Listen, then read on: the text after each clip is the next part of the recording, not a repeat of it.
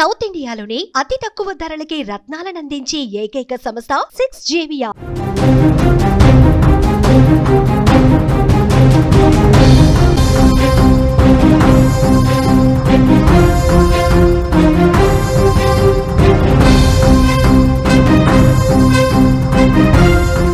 Urea కోసం రైతులు ఎదురుచూపులు కొనసాగుతున్నాయి. ఆందోళన వద్దు అని మంత్రి తుమ్మల చెప్తున్నారు.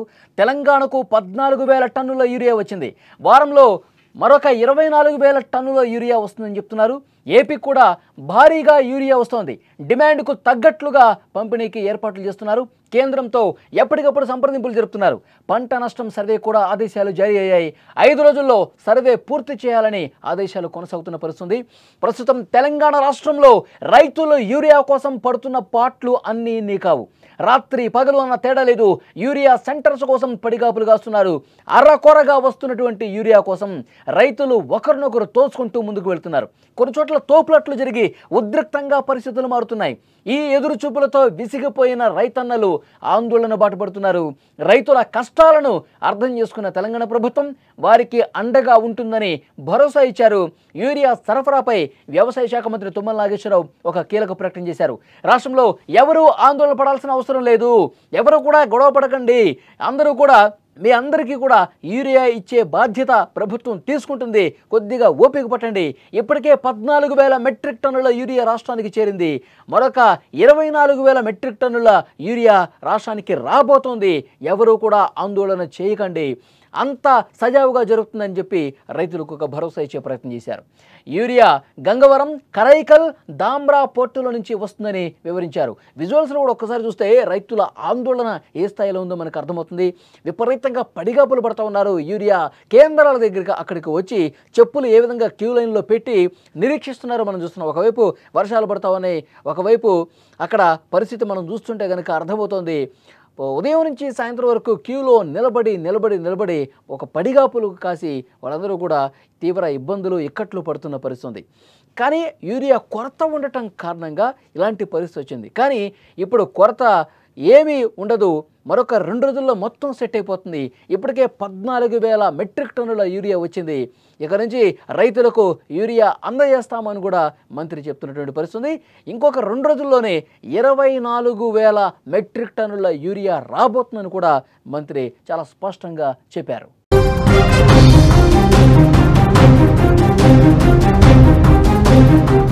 మంత్రి తుమ్మల నాగేశ్వరరావు రైతుల ప్రయోజనాల దృష్ట్యా పలు ఆదేశాలు జారీ చేశారు. రైతులకు ఇబ్బంది లేకుండా అవసరాన్ని బట్టి యూరియా పంపిణీ చేయాలని అధికారులను ఆదేశించారు. అవసరమైన చోట తక్షణమే యూరియా అందించేలా అధికారులు, ఉద్యోగులు సమన్వయం చేసుకోండి అని చెప్పారు. రైతుల విషయంలో ప్రభుత్వం ఎల్లప్పుడూ అండగా ఉంటుంది. కేంద్ర ప్రభుత్వంతో కూడా ఎప్పటికప్పుడు సంప్రదింపులు జరుపుతుందని ఆయన చెప్పారు. ఇటీవల కురిసిన భారీ వర్షాలు, వరదల వల్ల పంట నష్టపోయిన రైతులపై కూడా ప్రభుత్వం దృష్టి సారించింది. పంట నష్టంపై ఎప్పటికప్పుడు సర్వే కూడా జరుగుతోందని మంత్రి చెప్పారు. ఈ సర్వేను 5 రోజుల్లో పూర్తి చేయాలని అధికారులకు సూచన చేశారు. సర్వే పూర్తయిన వెంటనే నష్టపోయిన రైతులకు తగిన పరిహారం చెల్లించడానికి ప్రభుత్వం అన్ని రకాల చర్యలు తీసుకుంటుందని మంత్రి హామీ ఇచ్చారు. ఇక ఆంధ్రప్రదేశ్ విషయానికి వస్తే ఆంధ్రప్రదేశ్కు అదనంగా 53,000 టన్నుల యూరియాను కేంద్రం కేటాయించిందని వ్యవసాయ శాఖ తెలిపింది. కాకినాడ పోర్టుకు 17,154 టన్నులు, గంగవరం పోర్టుకు 26,547 టన్నులు, కృష్ణపట్నం పోర్టుకు 9,200 టన్నుల యూరియా చేరుకుందని మంగళవారం ఒక ప్రకటనలో తెలిపారు. గత 10 రోజుల్లో 22,000 టన్నుల యూరియా రాగా ఇంకొక 10 రోజుల్లో మరో 30,000 టన్నులు రాబోతున్నట్టుగా తెలిపారు. అలాగే దేశీయంగా వివిధ కంపెనీల ఎరువులు కూడా అందుబాటులో ఉన్నాయని, రైతులకు ఎరువుల కొరత లేదని స్పష్టంగా చెప్తున్నారు. రబీ సీజన్లో కూడా ఎరువుల కొరత ఉండదని స్పష్టంగా ఏపీ ప్రభుత్వం కూడా చెప్తోంది. ఎక్కడికక్కడ పడిగాపులు పడుతున్నటువంటి రైతులకు ఇదొక శుభవార్త. ఎందుకంటే కేంద్రం ఇక ఎరువును పూర్తి స్థాయిలో సరఫరా చేయడానికి సుముఖంగా ఉంది. డిమాండ్కు తగ్గట్టుగా యూరియా సరఫరా కాబోతుంది. మరొక 2-3 రోజుల్లో పూర్తిగా సెట్ అయిపోతుంది. రైతన్నలు ఆందోళన చెందాల్సినటువంటి అవసరం లేదు. ఇక యూరియా కోసం పడిగాపులు పడాల్సినటువంటి అవసరం లేదు. ఇప్పటికే కొన్ని వేల మెట్రిక్ టన్నుల యూరియా 2 తెలుగు రాష్ట్రాలకు వచ్చేస్తుంది. 2 తెలుగు రాష్ట్రాల్లో అన్నదాతలు ఇక పడిగాపులు పడాల్సినటువంటి అవసరం లేదు. నిన్నటి వరకు కొంత ఆందోళన ఎక్కువైంది. అక్కడ అధికారులతో మొరబెట్టుకుంటున్నారు.